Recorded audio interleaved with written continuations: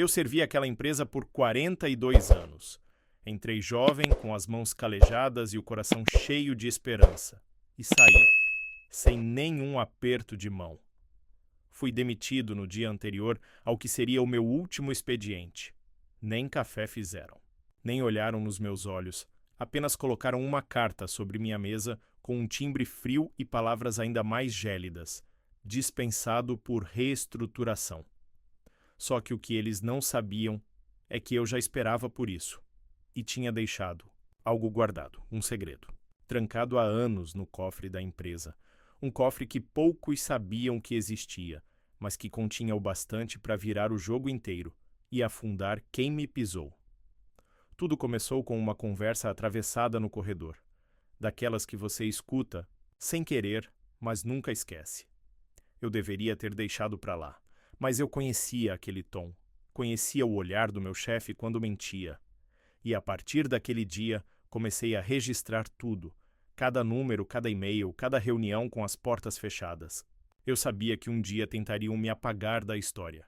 E eu não ia sair de cabeça baixa. No dia em que fui chamado na sala da diretoria, eu já tinha certeza do que viria. Eles me olharam como se eu fosse um peso, um gasto, um velho descartável. Mas o que eles não esperavam é que a chave do cofre estava no meu bolso. Literalmente. E o que eu deixei lá dentro não era dinheiro. Era muito pior. Um dossiê completo com anos de irregularidades, documentos assinados por gente grande, provas que jamais poderiam ser desmentidas. Só que eu não entreguei de cara. Preferi esperar. Espalhar a notícia no momento certo. Observar o pânico se espalhar pelos corredores que um dia me viram varrer o chão e depois liderar equipes inteiras.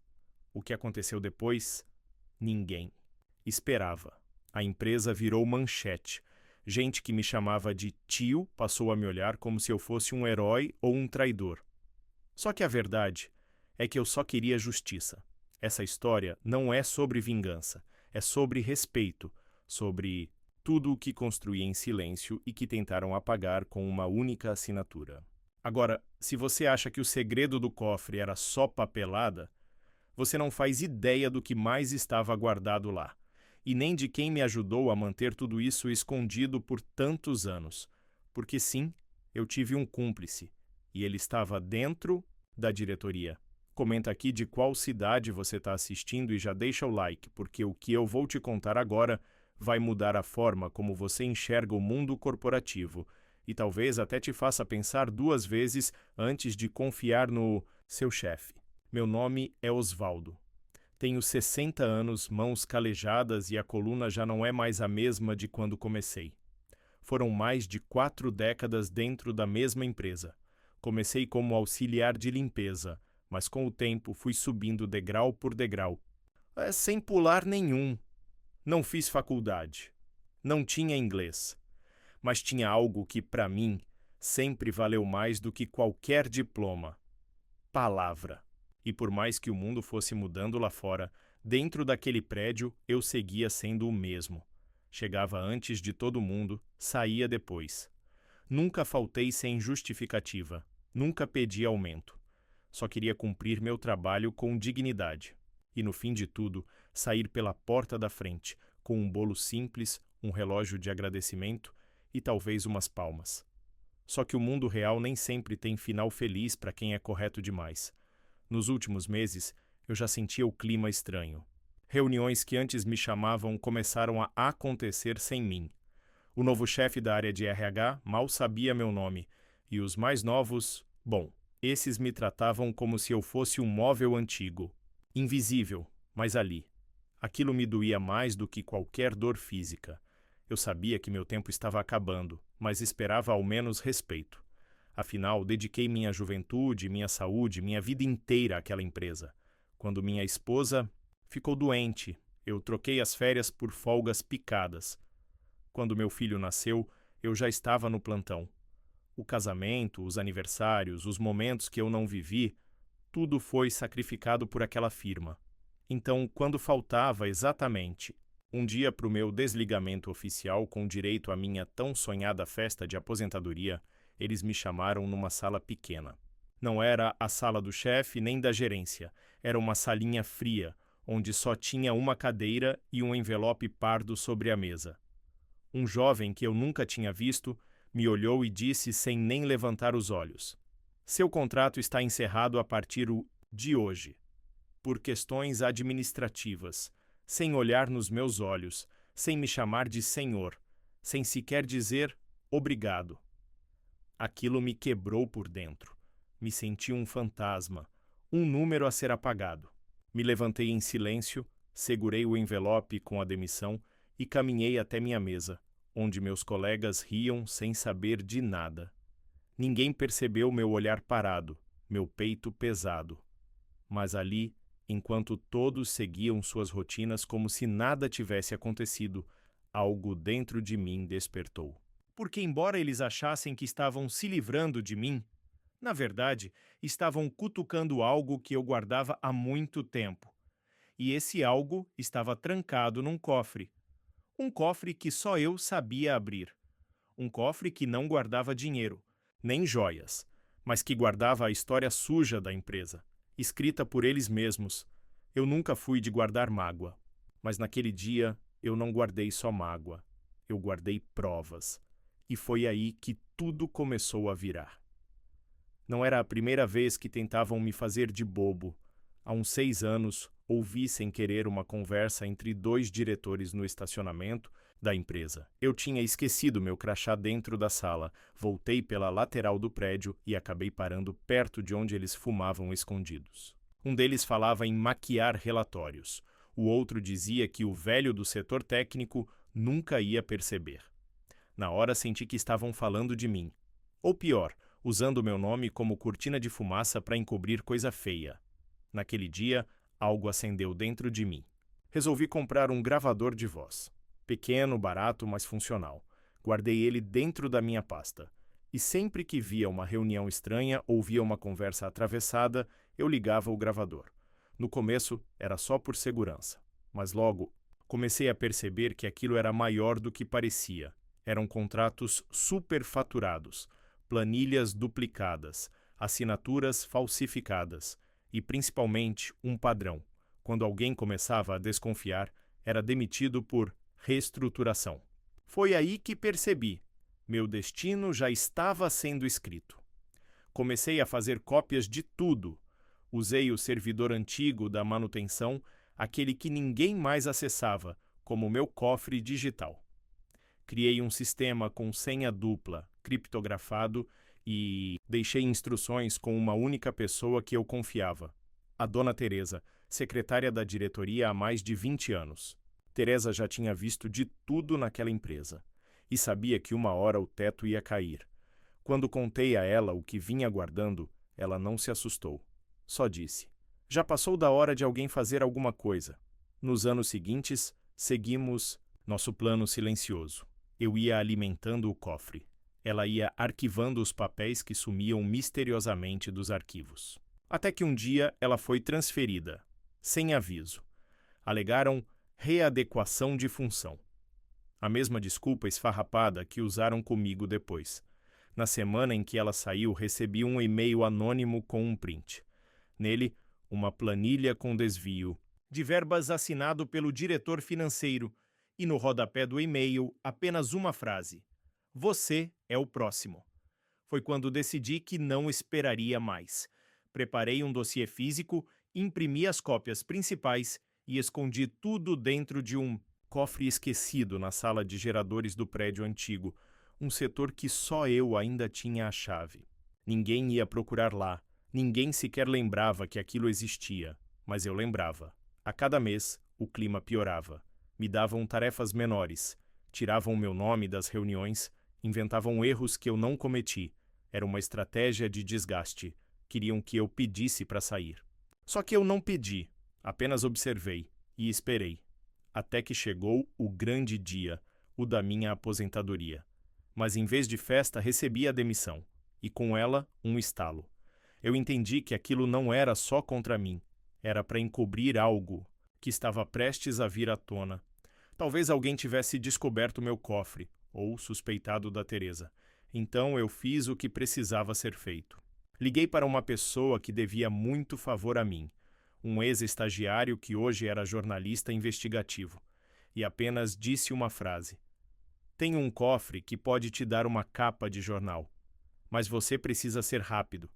A partir dali, a história começou a vazar. Primeiro, como boato nos corredores, depois, como manchete, e logo virou assunto de auditoria. A empresa tentou negar, tentou jogar a culpa em um ex-funcionário descontente, como me chamaram.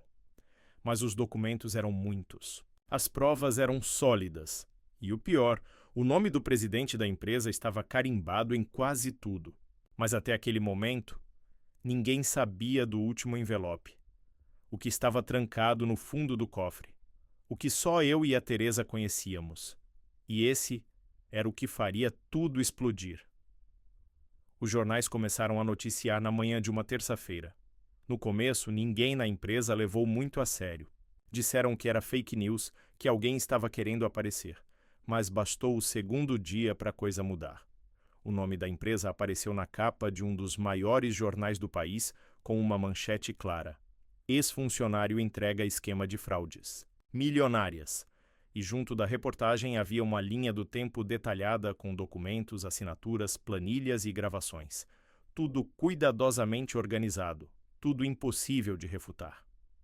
Na sala da diretoria, o caos estava instaurado. O presidente da empresa, que raramente aparecia pessoalmente, veio correndo de outro estado para controlar os danos. E foi aí que eu recebi a ligação. Não de um assessor, não de um gerente, mas dele mesmo. "Osvaldo, precisamos conversar." Marcamos num café perto da sede. Ele chegou com 2 advogados, óculos escuros e uma arrogância que mal cabia na cadeira. Eu estava sozinho. Camisa simples, olhar firme. Ele começou o discurso dizendo que estava decepcionado comigo, que esperava lealdade depois de tantos anos. Tentou me culpar, dizer que eu podia ser processado por divulgação de informações confidenciais. Mas aí, calmamente, eu coloquei um envelope sobre a mesa. Dentro havia apenas uma folha. Uma cópia de um e-mail enviado por ele próprio, o presidente, para um intermediário, autorizando o pagamento de propinas disfarçadas de consultoria externa. "Esse é só um. Tenho mais de 30. E os originais estão todos com a imprensa, com um prazo agendado para liberação automática. A cada ameaça que eu recebo, uma nova leva de documentos é publicada." Eu disse sem levantar a voz. O rosto dele empalideceu. Os advogados se entreolharam. Ele se recostou na cadeira e, pela primeira vez, calou. Foi quando eu soltei a frase, que guardei por anos. "Eu servi essa empresa como poucos, e quando vocês tentaram me apagar, só despertaram o que tinham enterrado por baixo do tapete." Nos dias seguintes, o escândalo explodiu. A diretoria inteira foi afastada. A sede foi alvo de uma operação federal.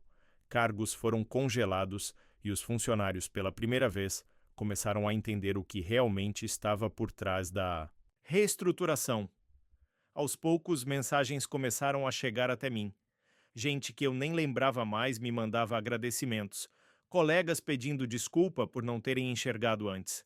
Até os jovens que me ignoravam no corredor passaram a me chamar de "Seu Osvaldo" com um respeito que nunca demonstraram antes. Mas nada me preparou para o que veio depois. Uma rede internacional de jornalismo investigativo entrou em contato. Queriam transformar meu dossiê em um documentário. Disseram que minha história era um exemplo de resistência silenciosa contra a corrupção institucionalizada. Eu ri, porque nunca pensei em ser símbolo de nada. Só queria sair de cabeça erguida. Foi então que decidi revelar o que estava no último envelope, aquele que guardei trancado, separado de todo o resto. Dentro dele estava um manuscrito. Escrito, à mão, em papel antigo, por Teresa. Ela havia feito anotações detalhadas de todas as reuniões de portas fechadas que assistiu durante mais de 2 décadas. Nomes, valores, datas, intenções. Inclusive, ela havia previsto que seria afastada, e deixou claro que, caso isso acontecesse, eu deveria expor tudo. Junto da carta havia um pendrive, com a gravação de uma reunião da cúpula, onde um diretor, Dizia com todas as letras: se aquele velho abrir a boca, estamos ferrados. Era a peça que faltava. Quando essa gravação foi ao ar, não havia mais dúvidas. O presidente renunciou. 2 diretores foram presos. A empresa teve as ações despencando. E eu, que fui expulso pela porta dos fundos, fui convidado a voltar. Mas recusei. Minha história ali tinha terminado.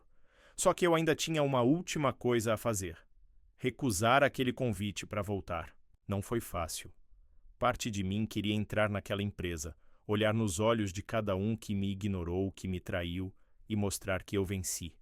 Mas outra parte, a mais profunda, sabia que meu tempo ali tinha acabado e que eu não precisava mais provar nada para ninguém. O verdadeiro motivo de tudo isso nunca foi vingança, foi promessa. Você se lembra da Teresa? Aquela que me ajudou a guardar os documentos, a arquivar os papéis, a entender que havia algo muito maior acontecendo por trás das cortinas? Ela era mais do que uma colega. Era minha irmã, minha única irmã. E o plot twist que ninguém sabia é que ela morreu 2 anos antes da explosão do escândalo. Um câncer agressivo, silencioso, que a levou em poucos meses. Quando ela descobriu, já era tarde demais. E mesmo no hospital, debilitada, ela me fez prometer uma coisa: que eu não deixaria tudo aquilo ser enterrado com ela. Que se tentassem me derrubar, eu usaria cada prova, cada documento que ela ajudou a coletar e exporia tudo. Se eles te demitirem, Osvaldo, promete que você não vai sair calado? Ela disse com a voz fraca. E eu prometi. O último envelope, aquele que ela escreveu à mão, não era só um documento de denúncia. Era uma carta para mim. Começava assim: se você está lendo isso é porque teve coragem. E eu sempre soube que você teria. Foi isso que me moveu. Não foram os anos ignorados, nem a festa que nunca aconteceu, nem o relógio de prata que nunca recebi. Foi ela, e tudo que ela significava. No fim, a história virou um símbolo. Teve gente que passou a me chamar de o guardião do cofre. Fui convidado a dar palestras em universidades. Teve até quem quisesse transformar o caso num filme, mas eu escolhi o silêncio. A mesma postura que mantive por mais de 40 anos. Voltei para minha casa simples, no interior. Replantei a horta que estava abandonada.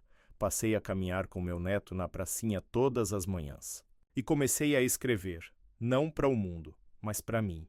Escrevi tudo, cada detalhe, cada nome, cada conversa. Não para me vingar, mas para deixar um registro. Para que um dia alguém que se veja na mesma situação saiba que não está sozinho. E agora? Talvez você entenda por que eu esperei tanto tempo. Eu precisava da hora certa, do motivo certo, da promessa certa. Porque às vezes a justiça não chega com sirenes nem com manchetes. Ela vem no olhar de quem antes te ignorava e agora te respeita em silêncio. Na última vez que passei na frente da empresa, vi que tinham trocado o nome da fachada. Mudaram a marca. Tentaram apagar o passado, mas algumas histórias não se apagam. Elas ficam guardadas em cofres, em cartas, em memórias. E se um dia alguém tentar enterrar você como fizeram comigo, lembre-se, às vezes o que te jogam como fim é só o começo.